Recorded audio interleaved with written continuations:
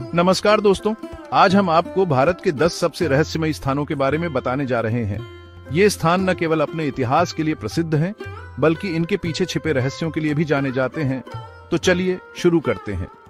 हमारा देश भारत अपनी विविधता, अपनी संस्कृति और अपने गौरवशाली इतिहास के लिए पूरी दुनिया में जाना जाता है। लेकिन इसी देश के कोने कोने में कुछ ऐसी जगहें भी हैं जहां आज भी रहस्य की चादर लिपटी हुई है। ये वो स्थान हैं जिनके बारे में सुनकर पारजकर एक अजीब सी सिहरन दौड़ जाती है। मन में कई सवाल उठते हैं जिनका जवाब शायद किसी के पास नहीं। ये कहानियां महज किंवदंतियां हैं या इनमें कोई सच्चाई छिपी है, ये कहना तो मुश्किल है। लेकिन इन जगहों का आकर्षण कुछ ऐसा है कि ये बरबस ही अपनी ओर खींचती है। कुछ जगहों पर विज्ञान भी अपने घुटने टेकता नजर आता है, तो कुछ जगहों पर अलौकिक शक्तियों का वास माना जाता है। आज हम और आप मिलकर इन्हीं रहस्यमयी गलियारों में झांकने की कोशिश करेंगे। उन अनकही कहानियों को सुनने का प्रयास करेंगे जो सदियों से इन जगहों की दीवारों में दफन है। ये सफर रोमांचक होने वाला है, थोड़ा डरावना भी हो सकता है, पर यकीन मानिए, ये आपको सोचने पर मजबूर जरूर कर देगा। तो तैयार हो जाइए मेरे साथ भारत की उन 10 अद्भुत और रहस्यमयी जगहों की सैर पर निकलने के लिए, जहां हर कदम पर एक नया राज आपका इंतजार कर रहा है। हम परत दर परत इन रहस्यों को खोलने की कोशिश करेंगे और जानेंगे कि आखिर क्यों ये स्थान आज भी लोगों के लिए कौतूहल का विषय बने हुए हैं। कुछ जगहों के रहस्य शायद कभी न सुलझें, लेकिन उनकी कहानियां हमेशा जिंदा रहेंगी, हमें विस्मित करती रहेंगी। चलिए इस रहस्यमयी यात्रा का आगाज करते हैं और देखते हैं भारत अपने सीने में कैसे कैसे राज छुपाए बैठा है। राजस्थान की तपती रेत और सुनहरी धूप के बीच जैसलमेर से कुछ ही दूरी पर स्थित है कुलधरा गांव। आज यह गांव एक खंडहर है, वीरान और खामोश।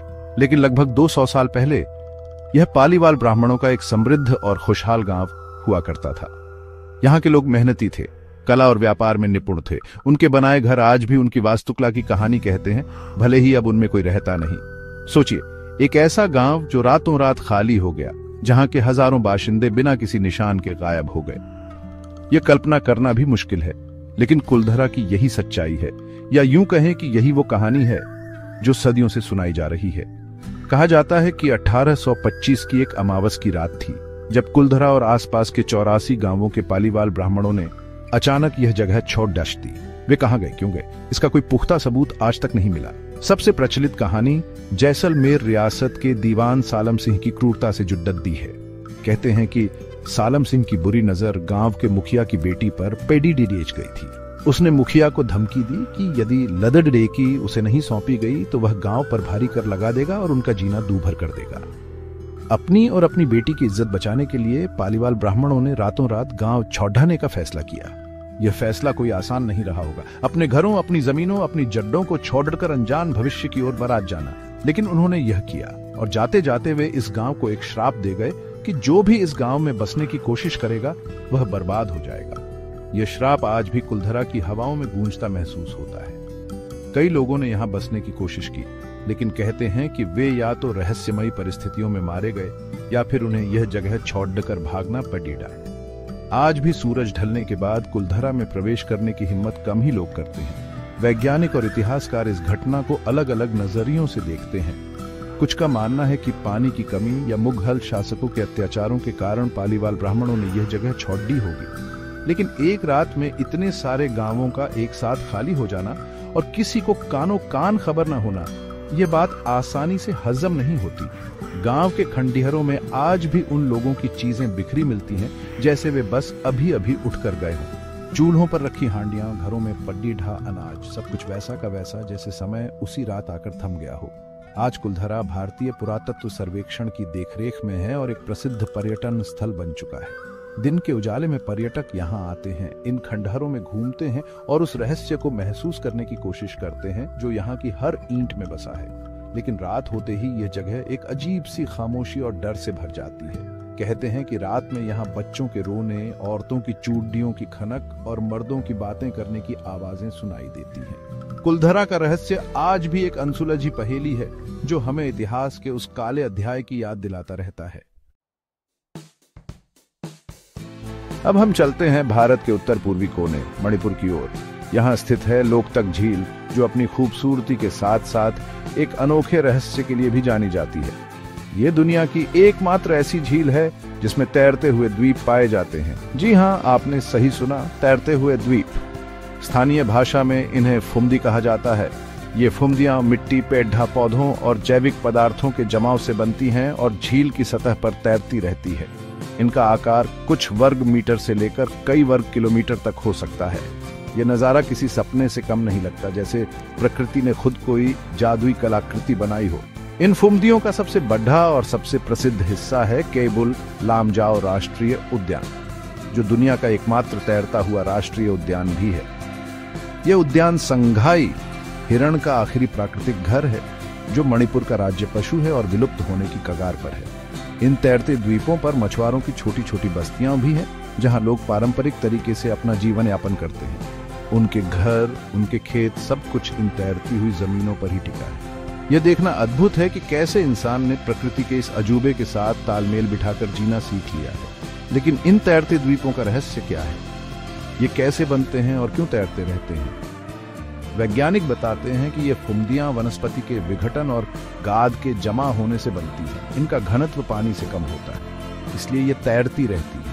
मॉनसून के दौरान जब झील में पानी का स्तर बढ़ता है तो ये फुमदियां भी ऊपर उठ जाती हैं, और सूखे मौसम में जब पानी कम होता है तो ये नीचे आ जाती है। यह एक निरंतर चलने वाली प्रक्रिया है जो इन द्वीपों को जीवंत रखती है। लेकिन फिर भी इतनी बढ़ी भू आकृतियों का पानी पर तैरना किसी चमत्कार से कम नहीं लगता। लोकतक झील और इसकी फुमदियां न केवल एक प्राकृतिक आश्चर्य है, बल्कि यहाँ की जैव विविधता के लिए भी अत्यंत महत्वपूर्ण है। ये झील लाखों लोगों की आजीविका का साधन है और कई प्रकार के जल पक्षियों और जलीय जीवों का निवास स्थान भी है। लेकिन पिछले कुछ सालों से ये झील प्रदूषण और मानवीय हस्तक्षेप के कारण खतरे में है।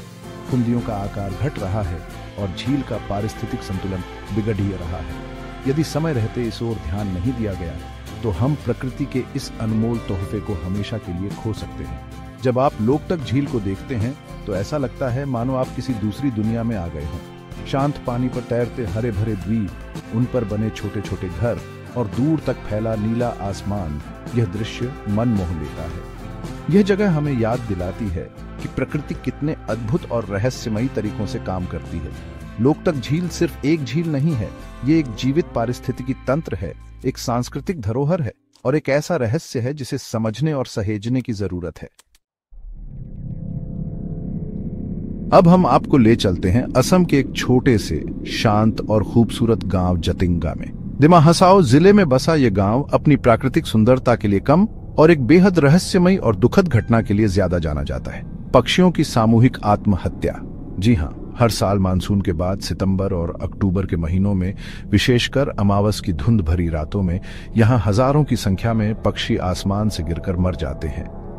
यह घटना दशकों से हो रही है और आज भी वैज्ञानिकों और पक्षी प्रेमियों के लिए एक पहेली बनी हुई है। यह कोई आम बात नहीं है कि पक्षी इस तरह से सामूहिक रूप से आत्महत्या करें। आमतौर पर पक्षी प्रकाश की ओर आकर्षित होते हैं, लेकिन जतिंगा में वे रोशनी की ओर आते हैं और फिर अजीब तरह से व्यवहार करने लगते हैं। वे दिशाहीन हो जाते हैं, चीजों से टकराते हैं और अंततः जमीन पर गिरकर मर जाते हैं। स्थानीय लोग इसे बुरी आत्माओं या अलौकिक शक्तियों का प्रकोप मानते हैं। उनका मानना है कि आसमान में कोई ऐसी शक्ति है जो इन पक्षियों को मौत की ओर खींच लाती है। इन रातों में गांव वाले मशालें और लाइटें जलाकर रखते हैं और पक्षी इन्हीं रोशनियों की तरफ खींचे चले आते हैं। वैज्ञानिकों ने इस रहस्य को सुलझाने की कई कोशिशें की हैं। कुछ का मानना है कि तेज हवाएं और ऊंचाई पर मौजूद धुंध पक्षियों को भ्रमित कर देती है, जिससे वे अपना संतुलन खो बैठते हैं। कुछ अन्य सिद्धांत यह भी कहते हैं कि इस क्षेत्र की भूचुंबकीय विसंगतियां, जियोमैग्नेटिक एनोमलीज, पक्षियों के नेविगेशन सिस्टम को प्रभावित करती हैं, जिससे वे भटक जाते हैं। एक और थ्योरी यह है कि इस मौसम में घाटी में बहने वाली हवाओं के कारण पक्षी थक जाते हैं और रोशनी देखकर आराम करने के लिए नीचे उतरते हैं, लेकिन वे इतने थके होते हैं कि दोबारा उड़च नहीं पाते और शिकारियों या दुर्घटनाओं का शिकार हो जाते हैं।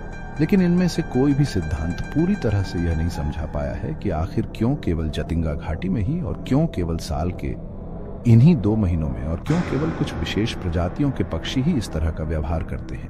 लगभग 40 से 50 प्रजातियों के प्रवासी और स्थानीय पक्षी इस घटना का शिकार होते हैं।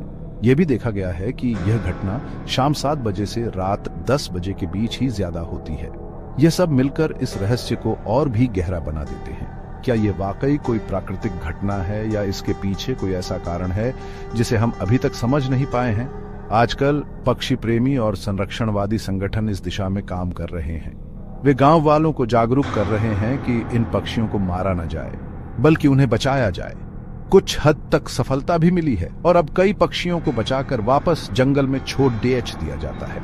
लेकिन पक्षियों का इस तरह रोशनी की ओर आकर गिरना बंद नहीं हुआ है। जतिंगा का यह रहस्य आज भी बरकरार है, एक ऐसा सवाल जिसका जवाब शायद प्रकृति की गोद में ही कहीं छिपा है, और यह हमें सोचने पर मजबूर करता है कि हम इस दुनिया के बारे में कितना कम जानते हैं। चैप्टर 4, लेपाक्षी मंदिर और हवा में लटका स्तंभ, आंध्र प्रदेश वास्तुकला का चमत्कार या कोई रहस्य। आंध्र प्रदेश के अनंतपुर जिले में स्थित लेपाक्षी मंदिर, जिसे वीरभद्र मंदिर के नाम से भी जाना जाता है, भारतीय वास्तुकला और शिल्पकला का एक अद्भुत नमूना है। 16वीं सदी में बना यह मंदिर अपनी खूबसूरत मूर्तियों, भित्तिचित्रों और पौराणिक कथाओं के लिए प्रसिद्ध है। लेकिन इस मंदिर की एक चीज ऐसी है जो श्रद्धालुओं और पर्यटकों को सबसे ज्यादा हैरान करती है। वह है यहाँ का हवा में लटका हुआ स्तंभ, जिसे हैंगिंग पिलर भी कहा जाता है। यह स्तंभ मंदिर के मुख्य हॉल में स्थित 70 स्तंभों में से एक है और यह जमीन को नहीं छूता। आप इसके नीचे से पतली सी चादर या कागज आसानी से निकाल सकते हैं। यह देखकर हर कोई आश्चर्यचकित रह जाता है कि इतना भारी पत्थर का स्तंभ बिना किसी सहारे के हवा में कैसे लटका हुआ है। कुछ लोग इसे प्राचीन भारतीय कारीगरों की उत्कृष्ट इंजीनियरिंग का नमूना मानते हैं, तो कुछ इसे किसी दैवीय शक्ति का चमत्कार। कहा जाता है कि इस स्तंभ को जानबूझकर ऐसा बनाया गया था ताकि यह दर्शाया जा सके कि प्राचीन भारतीय वास्तुकला कितनी उन्नत थी। यह स्तंभ ग्रेनाइट पत्थर का बना हुआ है और काफी वजनदार है, फिर भी यह छत से जुड़ा हुआ है और जमीन से कुछ इंच ऊपर हवा में झूलता रहता है। एक कहानी यह भी प्रचलित है कि ब्रिटिश शासनकाल में एक ब्रिटिश इंजीनियर ने इस रहस्य को जानने की कोशिश की थी। उसने यह देखने के लिए कि स्तंभ किस चीज पर टिका है, इसे हिलाने का प्रयास किया। जैसे ही उसने स्तंभ को हिलाया, मंदिर के दूसरे स्तंभ भी अपनी जगह से खिसकने लगे और छत में दरारें पड़ी डाहने लगीं। यह देखकर वह डर गया और उसने अपनी कोशिश छोड़ दी। कहा जाता है कि उसके बाद से यह स्तंभ थोड़ा सा झुक गया है, लेकिन आज भी यह जमीन को नहीं छूता। यह घटना इस स्तंभ के रहस्य को और भी गहरा कर देती है। इस हैंगिंग पिलर के अलावा भी लेपाक्षी मंदिर में कई और अद्भुत चीजें हैं। यहाँ एक विशाल नंदी की मूर्ति है जो एक ही पत्थर को काटकर बनाई गई है और भारत की सबसे बड़ी नंदी मूर्तियों में से एक है। मंदिर की दीवारों और छतों पर रामायण और महाभारत के प्रसंगों को दर्शाते हुए खूबसूरत भित्तिचित्र बने हुए हैं, जिनके रंग आज भी फीके नहीं पड़े हैं। यहाँ एक विशाल पदचिह्न भी है, जिसे कुछ लोग सीता माता का पदचिह्न मानते हैं तो कुछ हनुमान जी का। हर कोने में कोई न कोई कहानी, कोई न कोई रहस्य छिपा हुआ है। लेपाक्षी का यह लटका हुआ स्तंभ आज भी वास्तुकला के विशेषज्ञों और श्रद्धालुओं के लिए एक कौतूहल का विषय है। क्या यह वाकई प्राचीन भारतीय शिल्पकारों की कोई विशेष तकनीक थी, या इसके पीछे कोई और वैज्ञानिक कारण है, या फिर यह सिर्फ एक भ्रम है? जो भी हो, यह स्तंभ हमें यह सोचने पर मजबूर करता है कि हमारे पूर्वजों के पास ज्ञान और कौशल का कितना बेडिड्डा भंडार था। यह मंदिर सिर्फ एक पूजा स्थल नहीं, बल्कि भारतीय इतिहास, कला और रहस्य का एक जीता जागता प्रमाण है। चैप्टर 5, कांगड़ा किला और आत्मा की चीखें, हिमाचल प्रदेश इतिहास और डरावनी कहानियां। हिमाचल प्रदेश की खूबसूरत वादियों में ब्यास और बाणगंगा नदियों के संगम पर स्थित है कांगड़ा किला। यह भारत के सबसे पुराने और सबसे विशाल किलों में से एक है, जिसका इतिहास महाभारत काल तक जाता है। इस किले ने कई साम्राज्यों का उत्थान और पतन देखा है, कई युद्धों और आक्रमणों को झेला है। कटोच वंश के राजाओं की यह राजधानी कभी धन, धान्य और शक्ति का प्रतीक हुआ करती थी, लेकिन आज यह किला अपनी ऐतिहासिक भव्यता के साथ साथ कुछ डरावनी कहानियों और रहस्यमयी घटनाओं के लिए भी जाना जाता है। लोक कथाओं के अनुसार इस किले में रात के समय अजीबोगरीब आवाजें सुनाई देती हैं।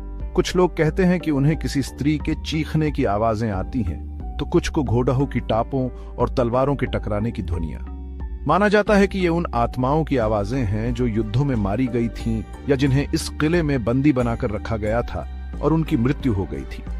ये आत्माएं आज भी इस किले में भटकती हैं और अपनी उपस्थिति का एहसास कराती हैं। सूरज ढलने के बाद किले के आसपास का माहौल काफी भयावह हो जाता है और स्थानीय लोग भी रात में किले के पास जाने से कतराते हैं। किले के अंदर एक मंदिर भी है जिसे वज्रेश्वरी देवी मंदिर या अंबिका देवी मंदिर के नाम से जाना जाता है।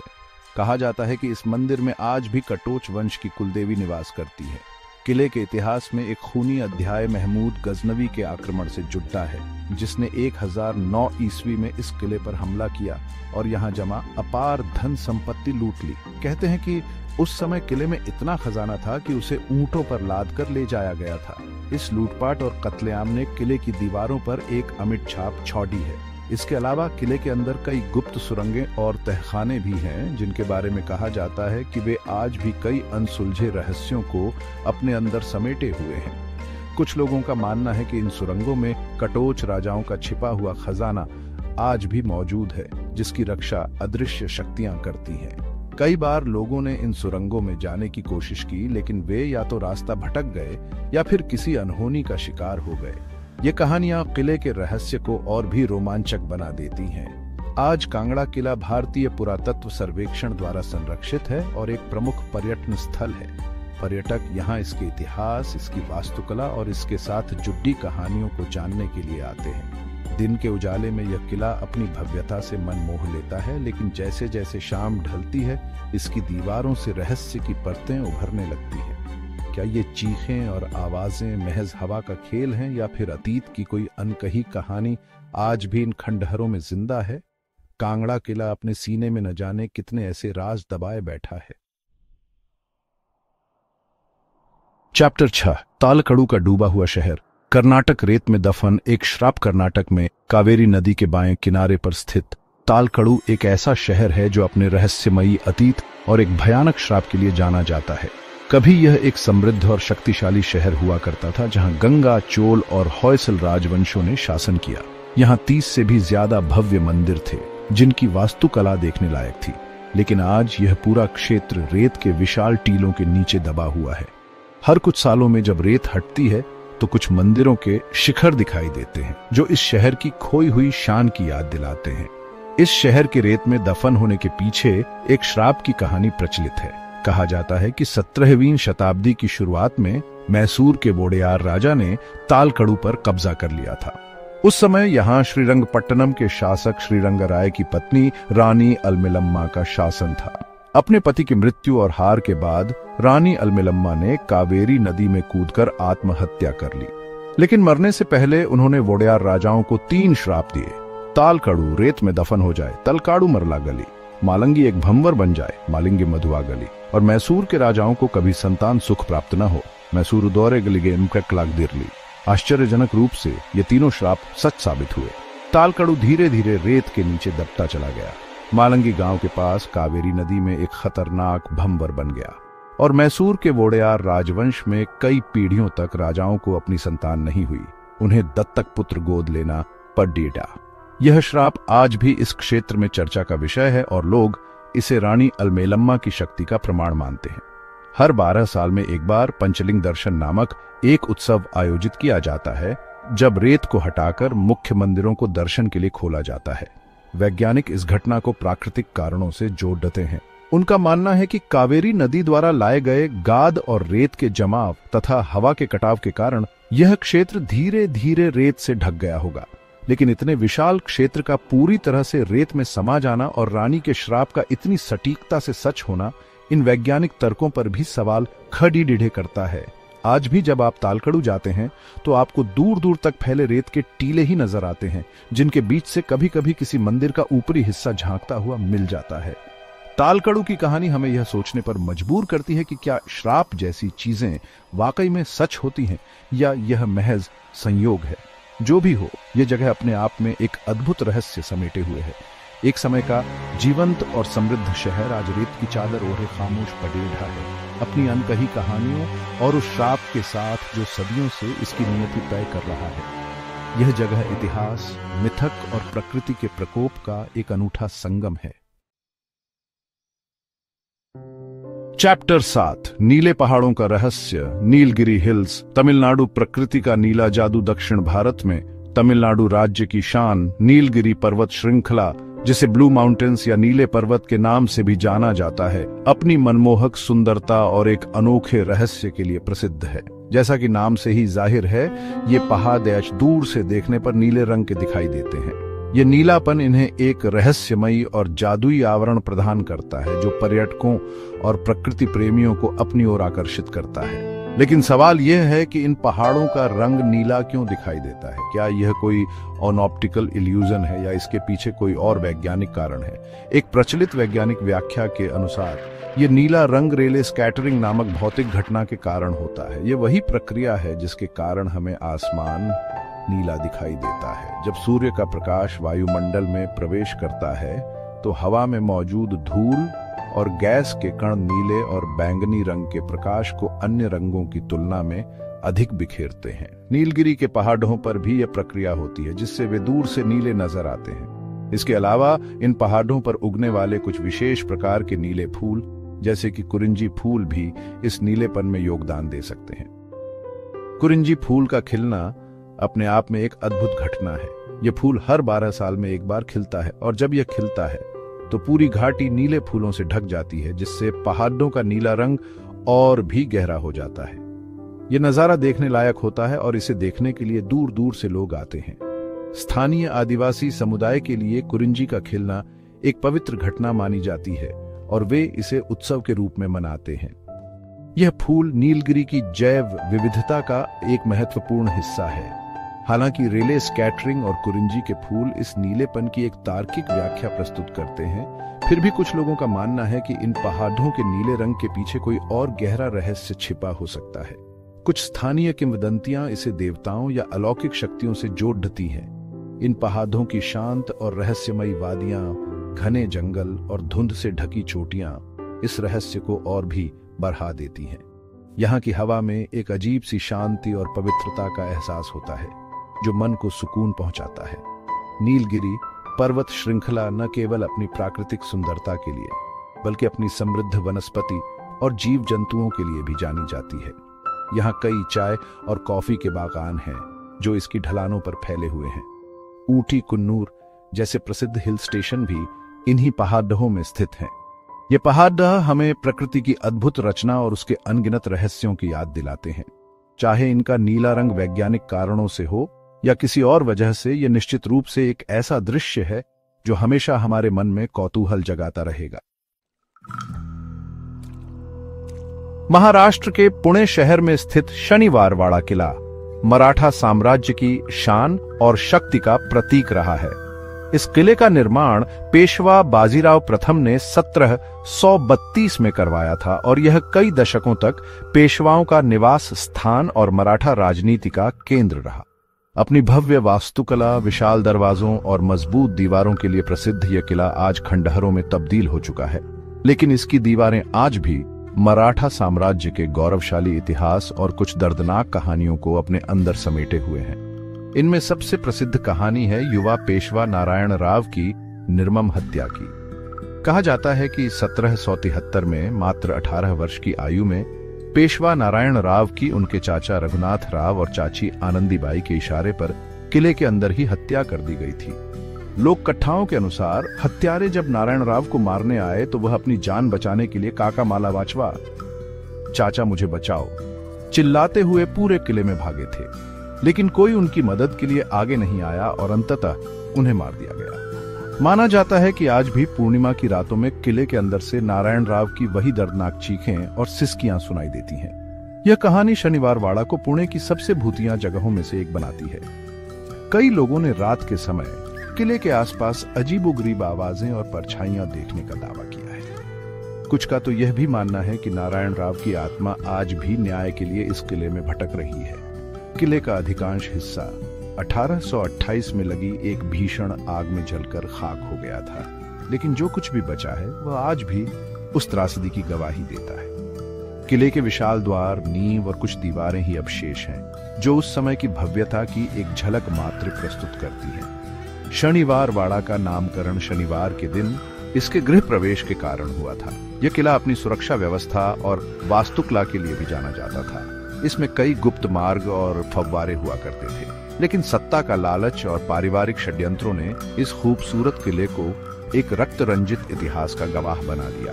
नारायण राव की हत्या मराठा साम्राज्य के पतन की शुरुआत मानी जाती है, क्योंकि इसके बाद आंतरिक कलह और अस्थिरता आँच गई थी। आज शनिवार वाडा एक प्रमुख पर्यटन स्थल है, जहां लोग इसके ऐतिहासिक महत्व और इससे जुड़ी रहस्यमयी कहानियों को जानने के लिए आते हैं। दिन के उजाले में यह एक शांत और ऐतिहासिक स्थल लगता है, लेकिन जैसे ही सूरज ढलता है यहाँ का माहौल बदलने लगता है। क्या नारायण राव की आत्मा वाकई में यहाँ भटकती है या ये महज लोगों का वहम है? ये कहना मुश्किल है, लेकिन शनि वारवाड़ा का रहस्य और उसकी दर्दनाक कहानी आज भी लोगों के दिलों में सिहरन पैदा कर देती है। यह किला हमें याद दिलाता है कि सत्ता और महत्वाकांक्षा का अंजाम कितना भयानक हो सकता है। कर्नाटक के बीजापुर शहर में स्थित गोल गुंबज आदिल शाही सल्तनत के सुल्तान मोहम्मद आदिल शाह का मकबरा है। यह अपनी विशाल गुंबद और अद्भुत वास्तुकला के लिए दुनिया भर में प्रसिद्ध है। इसका गुंबद दुनिया के सबसे बड़े गुंबदों में से एक है, जिसका व्यास लगभग 44 मीटर है और यह बिना किसी सहारे के टिका हुआ है। यह 17वीं सदी की इंजीनियरिंग का एक बेजोड़ नमूना है। लेकिन गोल गुंबज की प्रसिद्धि सिर्फ इसके आकार के कारण नहीं है, बल्कि इसके अंदर मौजूद एक और रहस्यमयी संरचना के कारण भी है। विस्परिंग गैलरी या फुसफुसाने वाली दीर्घा। यह गैलरी गुंबद के निचले हिस्से के चारों ओर बनी हुई है। इसकी खासियत यह है कि अगर आप इस गैलरी के एक कोने में खड़े होकर दीवार की तरफ मुंह करके धीरे से कुछ फुसफुसाते हैं, तो आपकी आवाज गैलरी के दूसरे विपरीत कोने पर खड़े व्यक्ति को एकदम साफ सुनाई देती है, भले ही बीच में लगभग 37 मीटर की दूरी हो। इतना ही नहीं, अगर आप ताली बजाते हैं तो उसकी गूंज कई बार सुनाई देती है, लगभग 7 से 10 बार। ये ध्वनि का परावर्तन, रिफ्लेक्शन ऑफ साउंड, का एक अद्भुत उदाहरण है और आज भी वास्तुकला के छात्रों और वैज्ञानिकों के लिए अध्ययन का विषय है। यह कैसे होता है? इसके पीछे का सटीक ध्वनिक विज्ञान, अकूस्टिक्स, काफी जटिल है, लेकिन माना जाता है कि गुंबद का विशेष आकार और गैलरी की बनावट इस तरह से की गई है कि ध्वनि तरंगें दीवारों से टकराकर बिना क्षीण हुए दूर तक पहुंच जाती हैं। यह उस समय के कारीगरों की ध्वनि विज्ञान की गहरी समझ को दर्शाता है। कल्पना कीजिए, उस जमाने में बिना किसी आधुनिक तकनीक के ऐसी संरचना बनाना कितना चुनौतीपूर्ण रहा होगा। यह विस्परिंग गैलरी न केवल एक मनोरंजन का साधन है, बल्कि यह उस युग की वैज्ञानिक प्रगति का भी प्रमाण है। गोल गुंबज के परिसर में एक मस्जिद, एक नगादा खाना, ड्रम हाउस और मेहमानों के लिए सराय भी है। मकबरे के केंद्रीय कक्ष में मोहम्मद आदिल शाह और उनके परिवार के सदस्यों की कब्रें हैं। इस पूरी संरचना को बनाने में लगभग 30 साल लगे थे। इसकी सादगी और भव्यता का मिश्रण इसे दक्कनी वास्तुकला का एक उत्कृष्ट उदाहरण बनाता है। दूर से देखने पर यह एक विशाल और शांत इमारत लगती है, लेकिन इसके अंदर का फुसफुसाता रहस्य इसे और भी आकर्षक बना देता है। आज गोल गुंबज भारत के प्रमुख ऐतिहासिक स्मारकों में से एक है और यूनेस्को की विश्व धरोहर स्थलों की संभावित सूची में भी शामिल है। हजारों पर्यटक हर साल यहाँ इस वास्तुशिल्प के चमत्कार को देखने और विस्परिंग गैलरी के रहस्य का अनुभव करने आते हैं। यह जगह हमें याद दिलाती है कि भारत का इतिहास न केवल युद्धों और साम्राज्यों से भरा है, बल्कि विज्ञान, कला और वास्तुकला के क्षेत्र में भी हमारी उपलब्धियां अद्वितीय रही हैं। गोल गुंबज की गूंज आज भी अपने निर्माता की कहानी कहती है। उत्तर प्रदेश में यमुना नदी के किनारे बसा वृंदावन भगवान कृष्ण की लीला भूमि के रूप में विश्व प्रसिद्ध है। यह शहर कृष्ण भक्तों के लिए एक प्रमुख तीर्थ स्थल है, जहां हजारों मंदिर हैं और हर कोने में कृष्ण की भक्ति की गूंज सुनाई देती है। लेकिन वृंदावन का एक और पक्ष भी है जो इसे थोड़ा रहस्यमयी और मार्मिक बनाता है।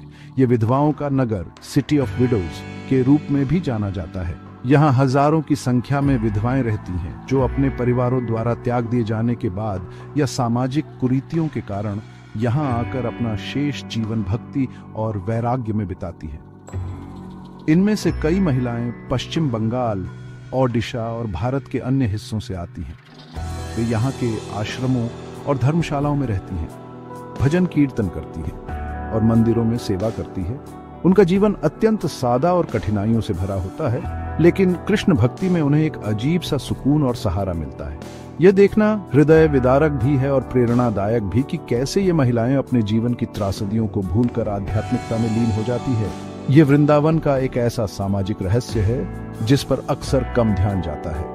इसके अलावा वृंदावन कई अलौकिक और रहस्यमयी अनुभवों से भी जुड़ा हुआ है, कहा जाता है कि यहाँ के निधिवन में आज भी रात के समय भगवान कृष्ण और राधा रासलीला करते हैं, इसलिए शाम होते ही निधिवन को खाली करा लिया जाता है और किसी को भी अंदर जाने की इजाजत नहीं होती। कहते हैं कि जो भी छिपकर रासलीला देखने की कोशिश करता है वह या तो अंधा हो जाता है या पागल या फिर उसकी मृत्यु हो जाती है। सुबह जब निधिवन के कपाट खोले जाते हैं तो वहां रखी दातून गीली, पान खाया हुआ और बिस्तर अस्त व्यस्त मिलता है, जैसे कोई रात में वहां आया हो। यह रहस्य आज भी अनसुलझा है। वृंदावन के कण कण में कृष्ण की उपस्थिति महसूस होती है। यहाँ के मंदिरों, घाटों और कूंज गलियों में घूमते हुए कई लोगों को दिव्य अनुभूतियां होती हैं। कुछ लोग कहते हैं कि उन्हें अचानक किसी मधुर बांसुरी की धुन सुनाई देती है, तो कुछ को मोरपंख या कृष्ण से जुड़ी कोई अन्य वस्तु मिलती है। ये अनुभव व्यक्तिगत होते हैं और इन्हें शब्दों में बयां करना मुश्किल होता है। यह भक्ति की शक्ति है या वृंदावन की भूमि का प्रभाव, ये कहना कठिन है, लेकिन यह इस जगह को और भी रहस्यमयी बना देता है। वृंदावन एक ऐसा स्थान है जहां भक्ति, वैराग्य, सामाजिक यथार्थ और अलौकिक रहस्य एक साथ मिलते हैं। यह हमें जीवन के विभिन्न रंगों और गहराइयों से परिचित कराता है। एक ओर जहां यह कृष्ण प्रेम की पराकाष्ठा है, वहीं दूसरी ओर यह समाज के उपेक्षित वर्ग की वेदना को भी दर्शाता है। और इन सब के बीच निधिवन जैसे रहस्य आज भी हमें यह सोचने पर मजबूर करते हैं कि आस्था और तर्क की सीमाएं कहां मिलती हैं। वृंदावन सिर्फ एक शहर नहीं बल्कि एक अनुभव है, एक पहेली है। तो दोस्तों, ये थे भारत के 10 सबसे रहस्यमयी स्थान। अगर आपको ये वीडियो पसंद आया हो तो लाइक और सब्सक्राइब करना ना भूलें। और हाँ, कमेंट में बताएं कि आप इनमें से किस स्थान पर जाना चाहेंगे। धन्यवाद। हमने कुलधरा के वीरान गांव से लेकर वृंदावन के अलौकिक अनुभवों तक का सफर तय किया। हर जगह की अपनी कहानी है, अपना एक अनसुलझा राज है जो सदियों से इंसान को अपनी ओर खींचता रहा है। ये कहानियां हमें बताती हैं कि हमारा देश कितना अद्भुत और विविध है, जहां इतिहास, प्रकृति और आस्था मिलकर ऐसे रहस्य बुनते हैं जिन्हें समझना आसान नहीं। इनमें से कुछ रहस्यों को विज्ञान ने सुलझाने की कोशिश की है, तो कुछ आज भी हमारी समझ से परे हैं। लेकिन शायद यही इन जगहों का आकर्षण है। ये हमें सोचने पर मजबूर करते हैं, हमारी कल्पना को उड़ान देते हैं और हमें यह एहसास दिलाते हैं कि इस दुनिया में अभी भी बहुत कुछ ऐसा है जिसे हम नहीं जानते। ये स्थान सिर्फ पत्थर और मिट्टी के ढेर नहीं है, बल्कि ये हमारी संस्कृति, हमारे इतिहास और हमारी मान्यताओं का आईना है। ये हमें सिखाते हैं कि हर चीज का तार्किक जवाब हो यह जरूरी नहीं, कुछ चीजें महसूस करने के लिए होती है। उम्मीद है आपको हमारी यह रहस्यमयी यात्रा पसंद आई होगी। भारत में ऐसे और भी कई स्थान हैं जो अपने अनूठे रहस्यों के लिए जाने जाते हैं। अगर आप चाहेंगे तो हम भविष्य में उन पर भी चर्चा करेंगे। तब तक अपने आसपास की दुनिया को एक खोजी नजर से देखते रहिए, क्योंकि क्या पता कोई रहस्य आपके बिल्कुल करीब ही आपका इंतजार कर रहा हो। अपना ख्याल रखिए और देखते रहिए creative.axis। जल्द ही